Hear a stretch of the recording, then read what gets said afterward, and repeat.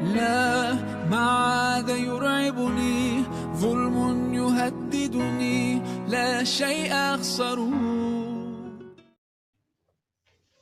Assalamualaikum warahmatullahi wabarakatuh. Alhamdulillahirrabbilalamin. Anak-anakku, kembali kita membahas tentang surat At-Tariq. Kalau sebelumnya kita telah membahas surat Al-A'la, pada kesempatan kali ini kita akan membahas kandungan dari surat At-Tariq.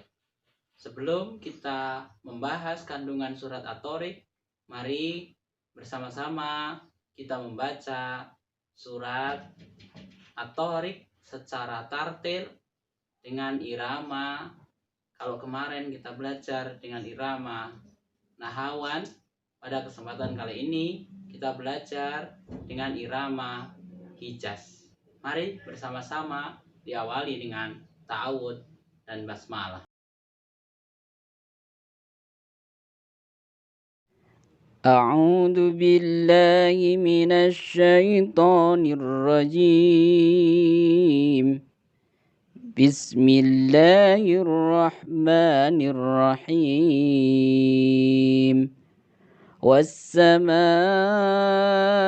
والطارق وما أدراك ما الطارق النجم الثاقب إن كل نفس لما عليها حافظ فلينظر الإنسان مما خلق من ماء دافق يخرج من بين الصلب والترائب إنه على رجعه لقادر يوم تبلى السرائر فما له من قوة ولا ناصر والسماء ذات الرجع والأرض ذات الصدع إنه لقول فصل وما هو بالحزر إنهم يكيدون كيدا وأكيد كيدا فمهل الكافرين أمهلهم رويدا. صدق الله العظيم.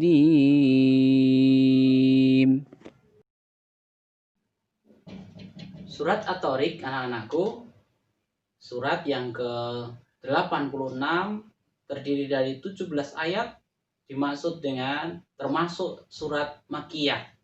Kemarin sudah Bapak sampaikan surat Makkiyah. Ada yang tahu surat Makkiyah? Surat Makkiyah, surat yang diturunkan di kota Mekah. Asbabun nuzul, ada yang tahu asbabun nuzul? Asbabun nuzul itu sebab-sebab turunnya ayat. Sebab turunnya surat At-Tariq ini karena ada kesombongan kaum waktu itu, dan kemudian Allah turunkan surat At-Tariq. Minimal ada 3 kandungan surat yang terdapat, 3 kandungan isi yang terdapat dalam surat At-Tariq. Apa anak-anakku? Yang pertama yaitu bahwa Allah senantiasa mengawasi kita. Ada sebuah kisah di zaman Umar bin Khattab. Ketika itu Umar bin Khattab menguji umatnya, menguji kaumnya. Suatu ketika beliau mendatangi seorang pengembala kambing. Ada anak-anak yang sedang mengembala kambing. Kemudian Umar bin Khattab bertanya, "Wahai anakku, siapakah gerangan yang memiliki kambing sebanyak ini?" Kemudian anak itu menjawab, "Wahai Tuan, ini yang memiliki tuanku." "Bagaimana kalau aku membelinya?" kata Umar. "Tidak Tuan, kalau Tuan mau membelinya, silahkan datang ke pemilik kambing ini, ke majikanku." sampaikan saja kepada tuanmu, kepada majikanmu, bahwa kambing ini dimakan serigala, dimakan binatang buas. Toh juga jumlahnya banyak, tidak ada yang tahu. Maka anak itu menjawab, wahai tuan, majikanku tidak tahu. Orang tidak ada yang tahu tentang ini. Tetapi tuan, ingatlah bahwa Allah Maha Tahu. Jadi itulah anak-anakku, ketika surat At-Tariq ini sudah diamalkan oleh seseorang, maka dia akan merasa diawasi dimanapun berada. Ini kandungan yang pertama, yaitu merasa diawasi oleh Allah Subhanahu wa Ta'ala. Allah memiliki CCTV yang lebih canggih dari yang ada di dunia ini, karena dia akan merekam semuanya. Walaupun seseorang itu akan bersembunyi di tempat yang gelap di malam hari, tetapi ingatlah bahwa Allah Subhanahu wa Ta'ala mengetahui dimanapun kita berada. Kemudian yang kedua, anak-anakku, bahwa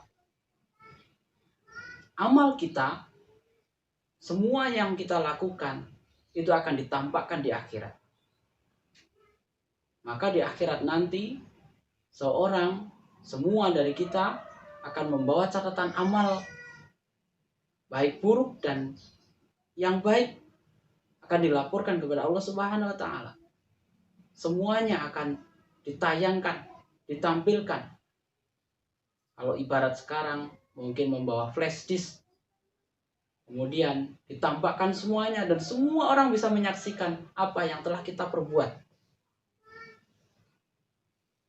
Maka orang yang memahami kandungan surat At-Tariq, dia akan merasa diawasi oleh Allah dan dia senantiasa akan melakukannya hal yang baik-baik saja. Yang buruk dia tinggalkan. Apapun itu. Maka dalam benaknya selalu berpikir dia akan selalu berbuat yang baik, yang baik, yang baik. Kenapa? Karena semuanya akan tercatat di sisi Allah Subhanahu wa Ta'ala.